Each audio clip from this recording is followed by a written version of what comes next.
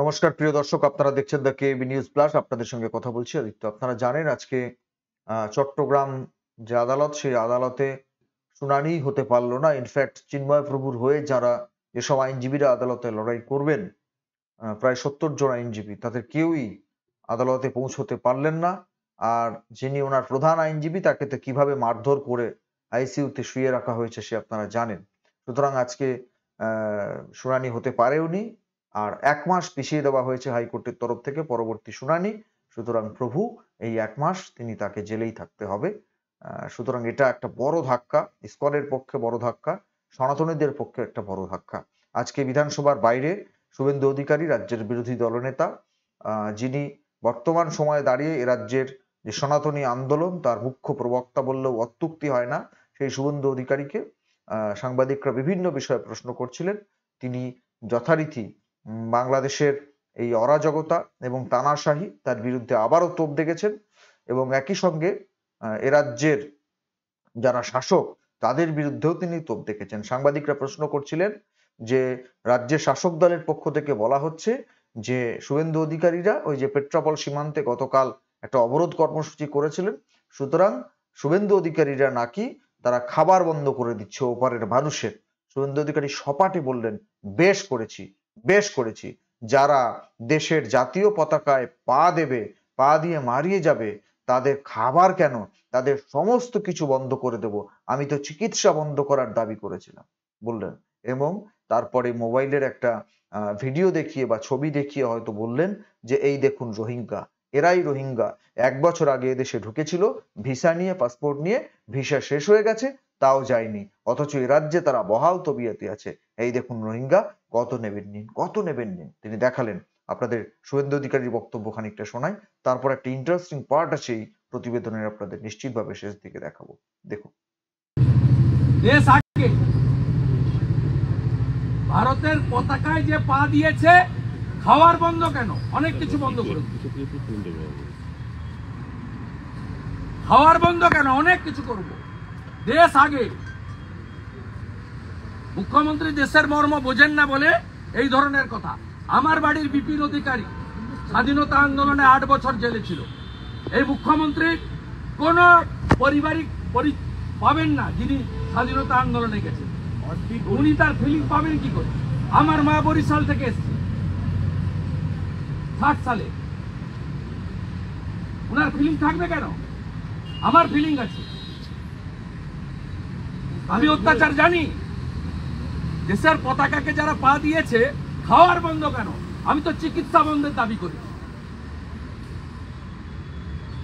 একাধিক ডাক্তার সমর্থন করেছি। এই যে দেখুন রোহিঙ্গা, রোহিঙ্গা হাওড়াতে বলে ভিসা নিয়ে ঢুকেছিলাম, এখন আর ভিসা নেই। কত রোহিঙ্গা নেবেন?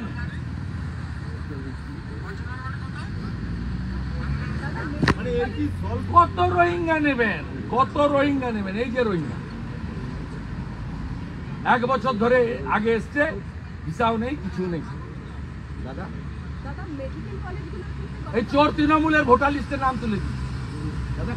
তৃণমূলের 2,75,00,000-এর মধ্যে 2 কোটি মুসলমান, আর আমাদের 2,33,27,000-এ সব হিন্দু আর জনজাতিদের। বাংলাদেশের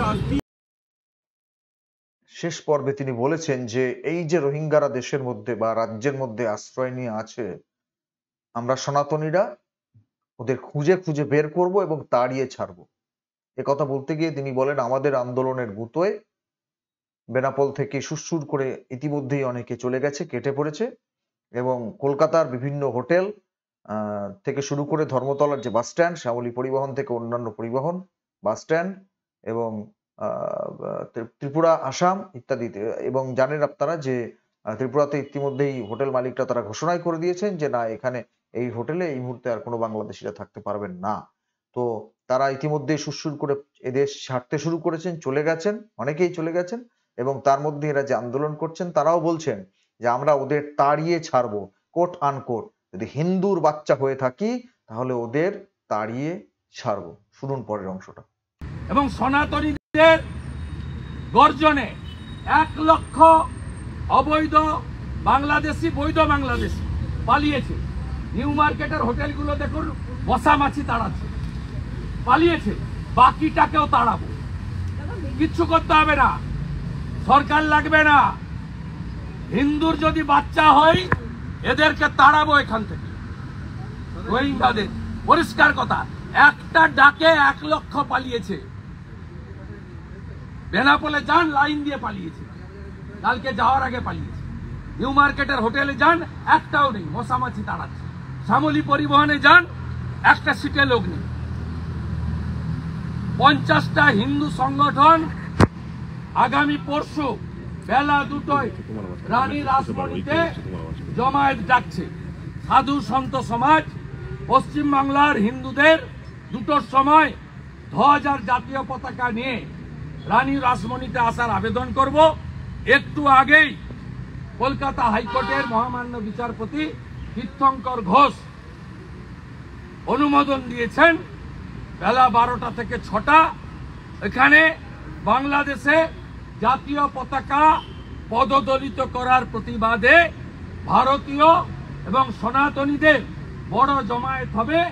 ওই দিন থেকে আবার ঘোষণা করব কবে পেঁয়াজ আলু বন্ধ করব। শুনলেন আপনারা, নতুন কর্মসূচিও ঘোষণা করলেন এবং বললেন যে কবে থেকে পেঁয়াজ আলু বন্ধ করব, ওই দিন থেকে আপনারা বুঝতে পারবেন। হ্যাঁ, সীমান্ত অবরোধ করলে পেঁয়াজ আলু ও দেশে যেতে পারবে না। তবে একটা কথা ঠিক যে বাংলাদেশে আইনের শাসন যে নেই সেটা অনেকটা স্পষ্ট হয়ে যাচ্ছে দিনের পর দিন। আর তার চাইতেও বড় কথা, একজন বিচারাধীন বন্দী, তিনি বিচার পাচ্ছেন না।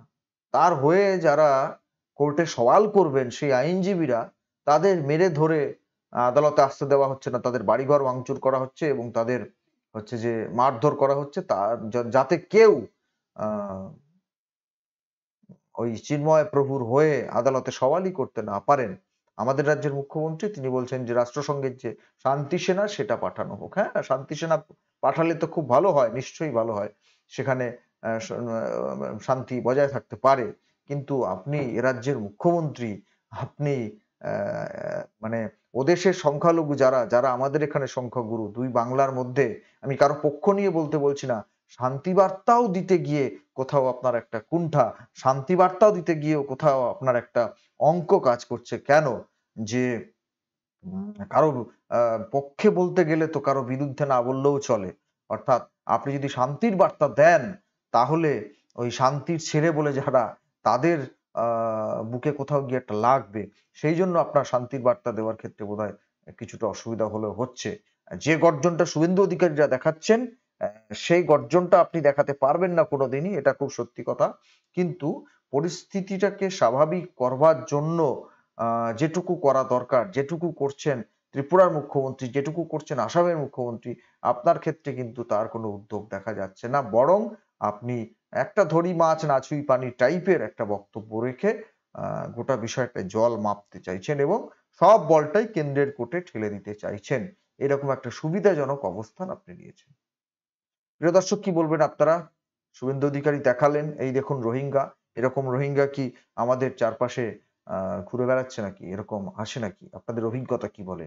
আপনারা কমেন্ট বক্সে কমেন্ট করে জানাবেন। উনি বলেছেন যে যদি হিন্দুর বাচ্চা হয়ে থাকি এদের তাড়িয়ে ছাড়বো। আপনাদের মূল্যবান মতামত কমেন্ট বক্সে কমেন্ট করে জানাবেন। নজর রাখবেন আমাদের প্রত্যেকটা প্রতিবেদনে। দেখা হবে পরের প্রতিবেদন নিয়ে খুব তাড়াতাড়ি। ধন্যবাদ।